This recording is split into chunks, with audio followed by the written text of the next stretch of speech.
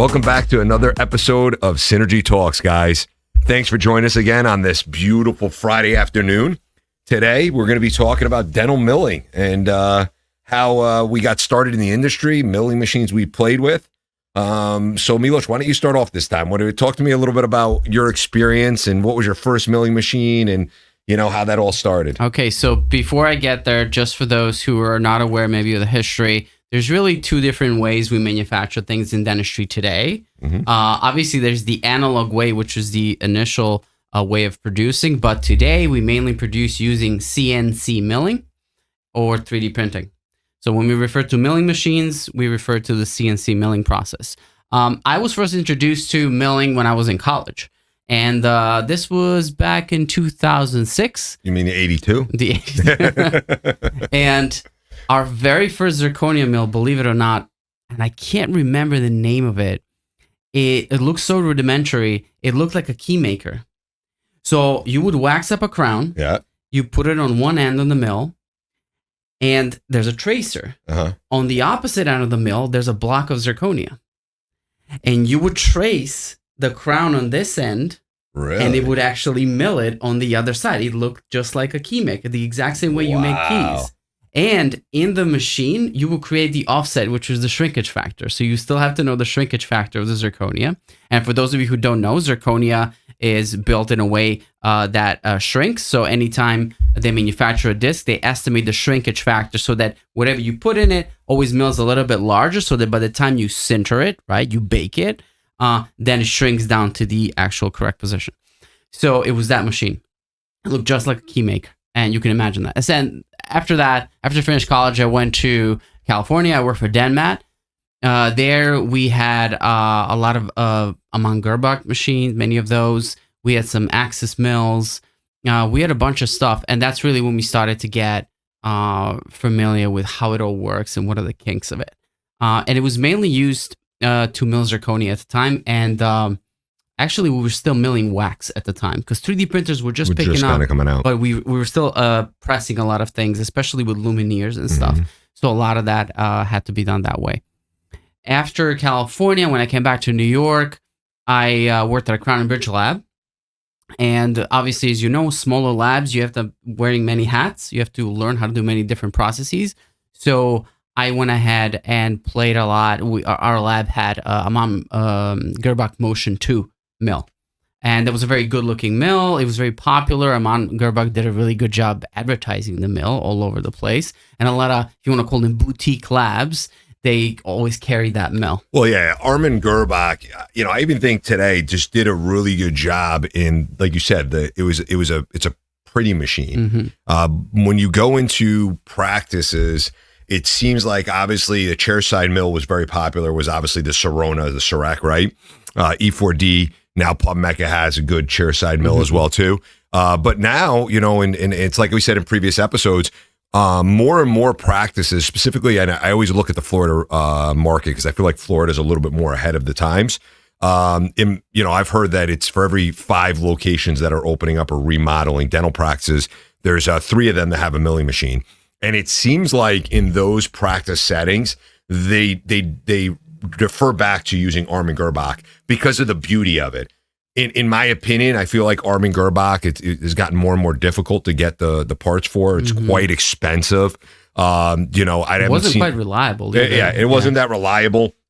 I've had in my past, you know, milling experiences prior to opening up our own business. I've used Amon Gerbach as well too, and I was never really wowed by it. You know, I started off with a machine out of Italy. It was actually a very robust unit. You could actually mill titanium out of it. It was a wet and dry mill. Very technique sensitive.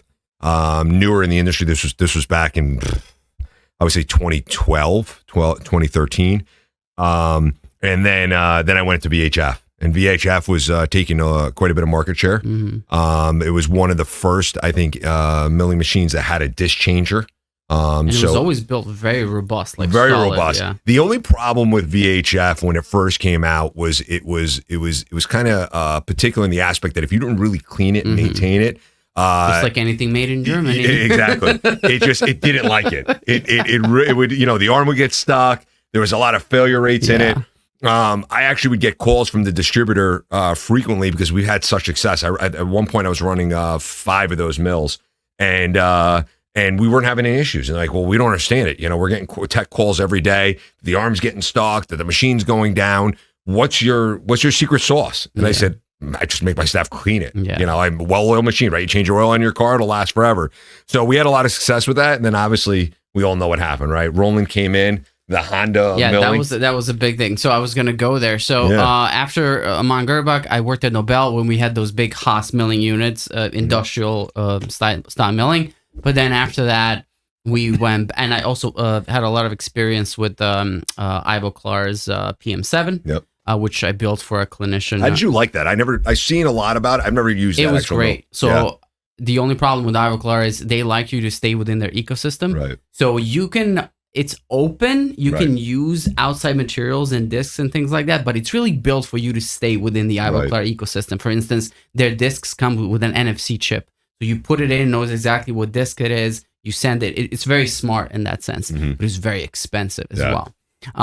But then Rollins comes into the field, and like you said, it was the Honda of mills, and that's really where you see. I think once they came onto the market, the wholesale milling business, which at the time was Cap, CMC, or Dentsply, who was at the time Argon, really changed. Atlanta really changed because it allowed smaller labs to start milling in-house, so you can elaborate. Yeah, and affordability, right? So it was, in my opinion, I think we're correct on that.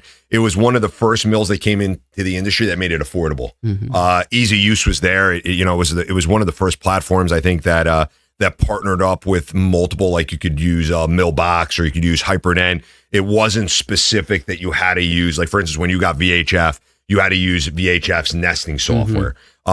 This was one of the first affordable mills, as far as we're aware, that came in the industry where you could actually partner it up with a nesting software outside of the realm of saying that you're using a branded nesting software. That would actually take better advantage. Oh, absolutely. It took a lot of the variables out. It was more intelligent. Like one of the things we love about Hyperdent is how it does a lot of spot checks, so it doesn't just allow you to mill the restorative. If there's a failure rate, it's going to fail the nesting process.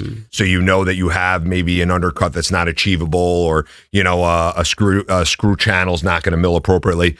So yeah, I mean, even when we acquired CMC back in 2019, they had about 15 Rollins in that, and then we obviously had the Haas milling machines for the more robust, larger milling.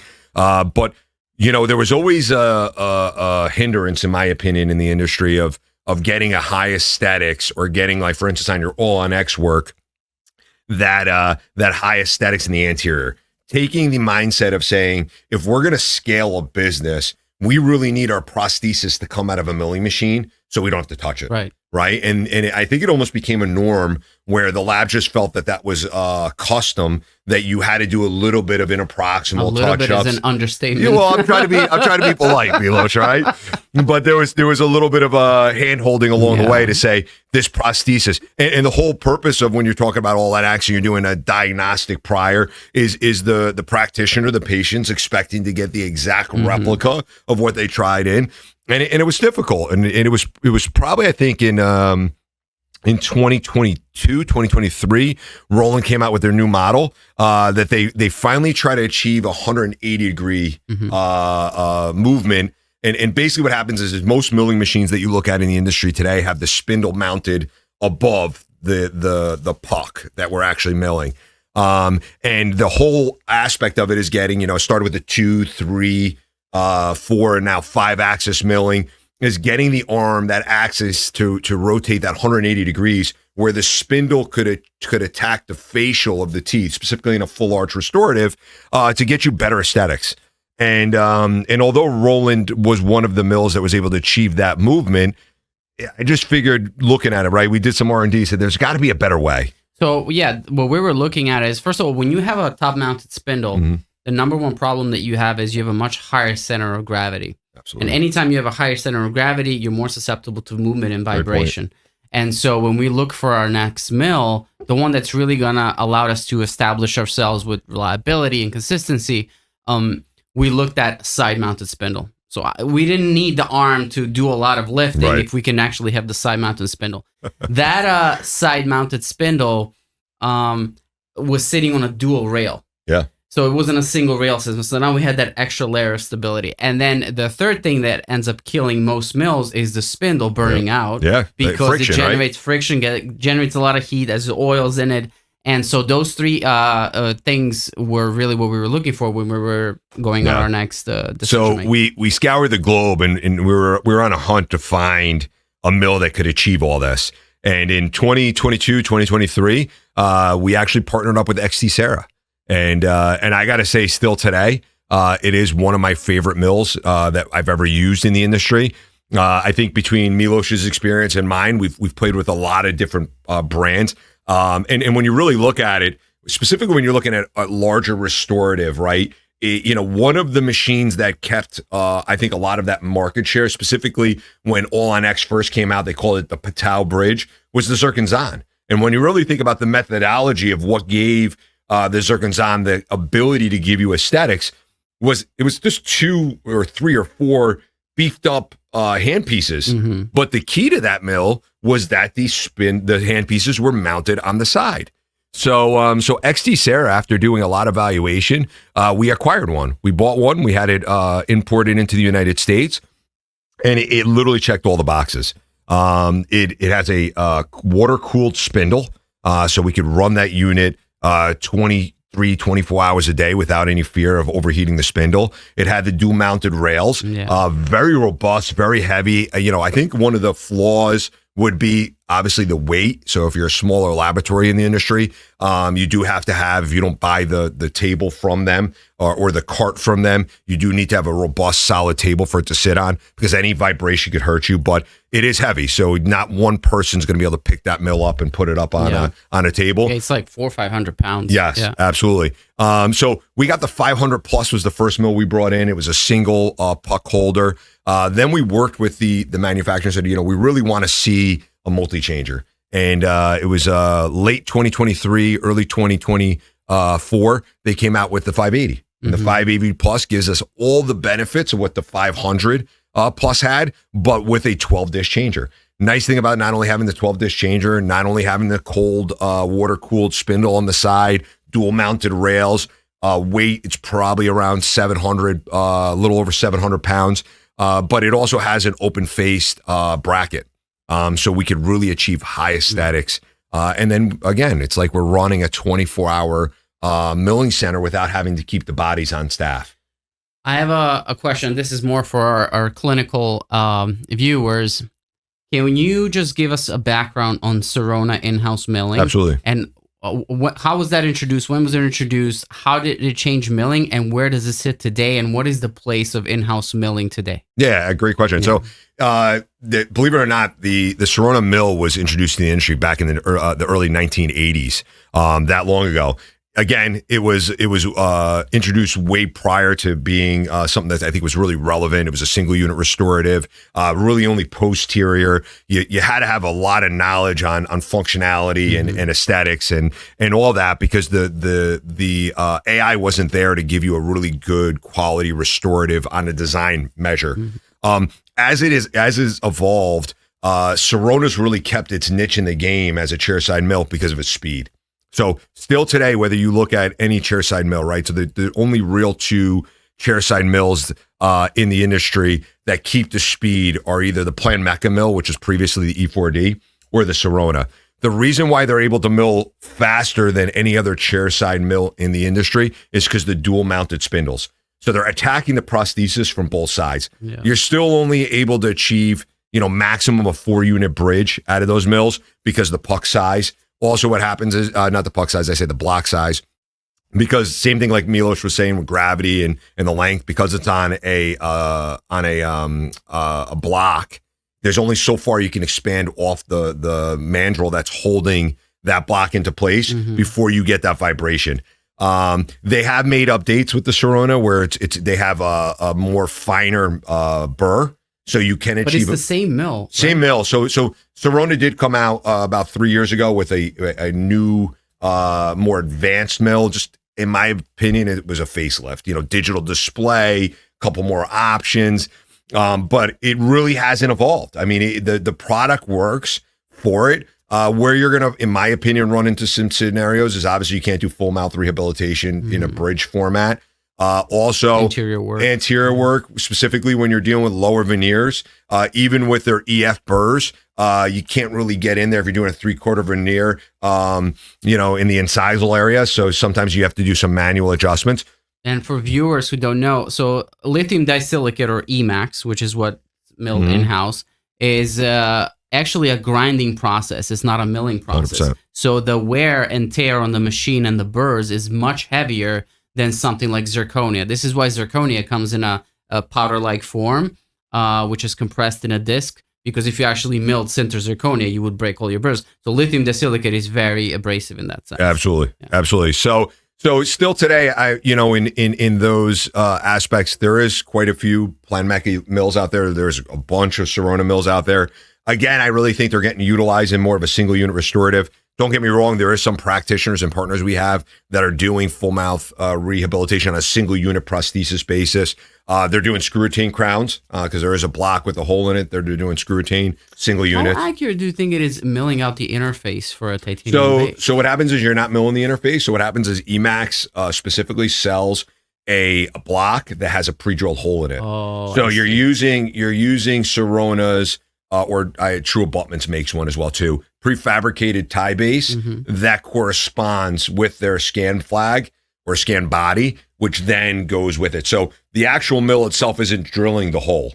It's only drilling the crown around that hole. Right. So when you're nesting it, telling it that that's a pre-drilled hole within the block. And do you think that market, that Sirona market, is stagnating? It's growing? It's reducing? So I think it's going to stagnate to eventually reduce, unless Dentsply Sirona comes out with a denture printing solution that's really robust and easy to use for the practitioner themselves. I see you're going to see less and less Sirona mills within the practice. In my prediction, you're going to see more either Armin Gerbachs, XT Sarahs. The practitioners are starting to realize as the industry scales, they want accessibility. So there's not a lot of centers in the industry that produce like Synergy 3D, where we produce the product and back in the office 5 days or less. So they're saying we need our product faster. So they're starting to hire technicians, and it's like I said, 3 out of 5 offices in Florida are remodeling or reopening or opening their new practice with some type of technician on staff. And what's happening specifically in the South Florida region. So what's happening is they're starting to say, well, we got to look at a more robust machine. So we have a couple partners in Florida that we've helped them evolve their practice and get milling there. And one guy's running Planmeca for his emax milling. He's running Roland's for his zirconia milling. Another practitioner that we helped got set up, he's running Armin Gerbachs primarily. Yeah. And they're still, though, they're limiting what they're doing. They are doing, their single unit restorative, even for screw retains in-house. And then their larger prosthesis has come to us and we produce them for it. I can see the appeal of doing in-house milling. When I built an in-house lab for a clinician that I worked with here in Westchester, the entire way of running practice had changed. Right. We produced product a lot faster. We were able to have total control of our manufacturing process.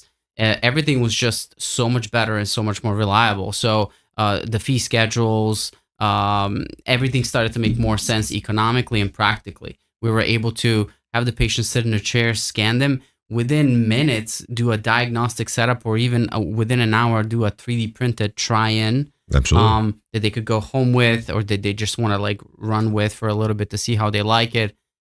And then right there on the spot, having a clinician working side by side with a technician, it's like a dream team. Unfortunately, a lot of offices do not opt in to do it because I think first of all, the cost, and then finding the staff that's skilled enough to be able 100%. to run the software and the hardware aspect of it. If I'd open a practice tomorrow, I without a doubt, in my opinion, if dollars and cents didn't matter, I'd probably end up putting a Sirona chairside mill for my single unit restorative, and then I would get a Forms Labs printer. And the Form Labs printer, I do my temporaries, just like you said. I do my Hartsoft night guards, And anything that was single unit that I could get away with milling in the office, I do it. And the reason why I would say Sirona, if money wasn't an object, is because Sirona's AI for designing single unit restorative of what you can get without even having to design yourself is pretty adequate, where you could do a large majority of your specifically your posteriors without any hesitation or any fear, and really have something good. Now, don't get me wrong. I have a technician that's savvy, like Milos or his team. Then at that point, I'd go with, using a 3Shape AI. I'd go buy, probably an Allied Star scanner because it's diligent enough to give me a good quality scan, but cost effective.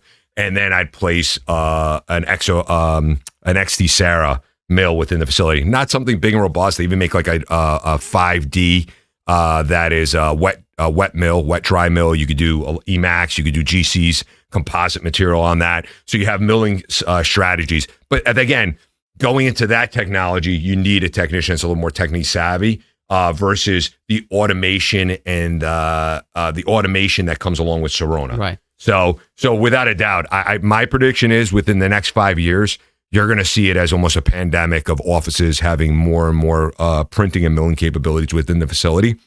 And lab owners are going to have to adapt.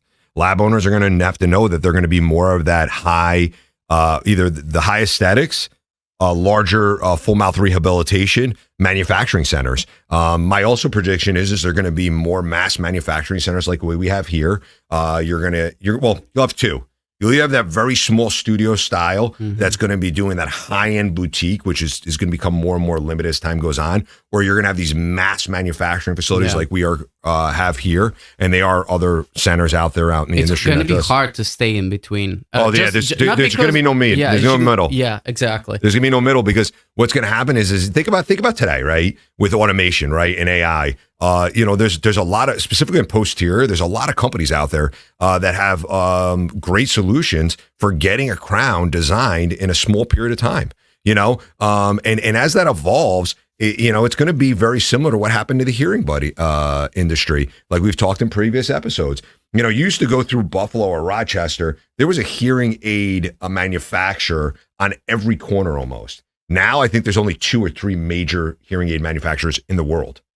Just because of how printing and technology has evolved, and the same thing's going to happen in dentistry. There is so much manufacturing potential for us. Still today, over 60% of our restorative goes overseas. So there's so much opportunity that there's not going to be an opportunity for lab owners to make money, but we have to adapt to the times. And it's why 60%, that's not from our lab. That's just overall when you look at the entire US market. Yeah. We actually don't send anything overseas because we use automation. Total control, use automation. Yeah. I pray that more and more lab owners, and they're out there. It's not saying that we're doing something no one else does.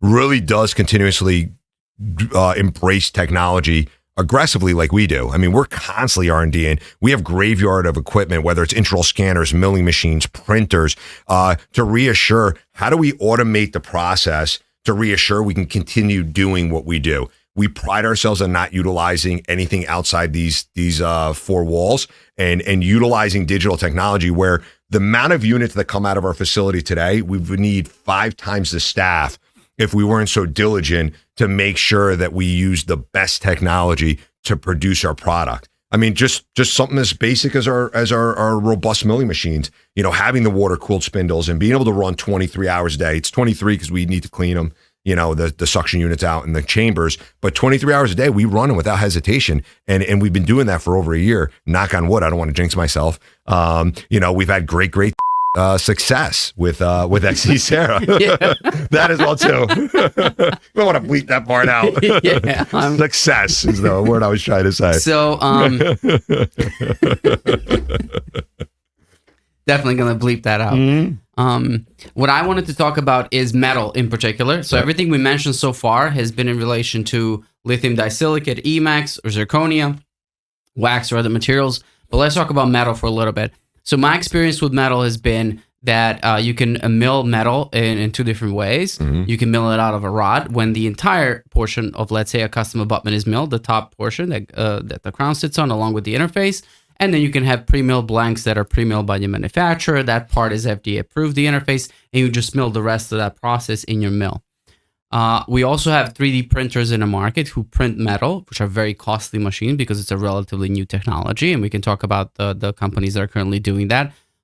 My prediction is that in not too distant future, both milling for zirconia and metal is going to dissipate as better 3D printers and materials come into the market. Absolutely. So that even the interface section can be 3D printed on a metal printer 100%. for custom abutments, and zirconia itself can also be 3D printed. Oh, absolutely. So yes, 100% the truth. It's getting the accuracy to a certain point where you can maintain your FDA, right? So the reason why there's not as many laboratories out in the industry today that are milling off of a rod system, because the variables of calibration, that you need to be a lot more diligent in certain things when you're using the engaging component or milling the engaging component.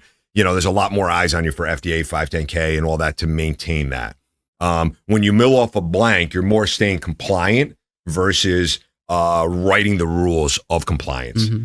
So I do believe you're 100% right. I think we're not that far away from that. I mean, as we talked in previous episodes, we've already beta tested printing machines that are printing zirconia. The metal printing's there. I mean, our metal frameworks have come a long way from when, 5 years ago, 3 years ago, of less adjustment times for being able to print a metal frame and deliver it. I think you're going to get a little bit more of less desire for a metal frame as materials evolve and other materials that are just as rigid come out that you could either print or mill. Just as you've seen in the PFM business. We milled, so we can give an example of, we actually milled some metal frameworks. We milled it out of titanium, chrome cobalt, and we have it standard cast, and we also have it printed. So really 4 different ways to produce it. Yeah. And which one, if you had to pick one, which one is your still most favorite? Yeah, so the one thing I like about the metal printed is there's less opportunity for porosity. It's lighter weight. I think it's more accurate now because obviously there's variables, right? Milling's still very good. It's just very time consuming. It's very costly. It's a lot of wear and tear on the actual machine itself. Wasted material. You have a lot of raw material left over. And then obviously casting, right? There's so many variables that can go with casting. We've talked a million times about porosity and expansion ratios, and not to beat a dead horse. It's just still casting that prosthesis today just doesn't make sense to me. I don't understand why it'll happen. I do think that, obviously metal is still something that's very popular by being sent overseas because of how labor and costly it is as well too. But printing is definitely it. I look forward to seeing it evolve even more. And I got to say, over the past 3 years, I'd say 5 to 3, but even 2 years, it's evolved so much more where there's smaller units coming out that make it more affordable. You used to be able to get into like a Renishaw printer for printing frameworks. You were spending over $1 million. Yeah. You can get into metal printing today. $250,000. Yeah, $250,000. Yeah. Even a little less, just smaller tabletop units that sell for a little under $100,000. And I guarantee you, every year you're seeing that even evolve even more and more. For me, the holy grail will be if the metal printer can print the interface for a custom abutment. Absolutely. The internal hex geometry for a custom abutment. That really kicks it in. Oh, it's a whole game changer. Absolutely. A game changer. Absolutely. Yeah. I mean, for now, at Synergy, we actually mill off the blanks. We let the actual larger infrastructures like DES and Preet, True Abutments, let them handle milling the blank aspect of it. They do the engaging. They stay compliant. They have a much more robust compliance department, R&D department. And then we just mill the abutment side of it. And we've had great success with it. I could also tell you that you'll start to see a trend.